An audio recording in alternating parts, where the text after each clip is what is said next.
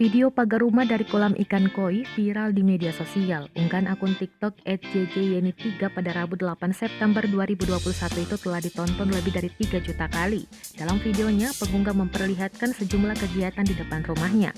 Terlihat seorang pria tengah memasukkan beberapa ikan koi ke dalam kolam.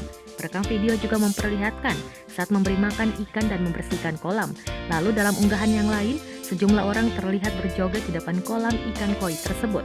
Pemilik pagar rumah dari kolam ikan koi itu adalah JJ, 35 tahun asal Malang, Jawa Timur. Saat dikonfirmasi, JJ mengaku video viralnya itu direkam 2 minggu yang lalu.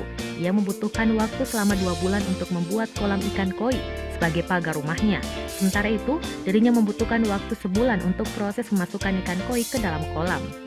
JJ mengungkapkan ikan koi di kolam pagar rumahnya itu sebagai koleksinya. Adapun jumlah ikan koi yang ada di dalam kolam pagar rumah yakni sebanyak 70-80 ekor ikan. Warga Malang ini mengeluarkan biaya yang tak sedikit untuk membuat pagar rumah dari kolam ikan koi. Ia mengatakan biaya pembuatan pagar rumah dari kolam ikan koi itu sebesar 50 juta rupiah.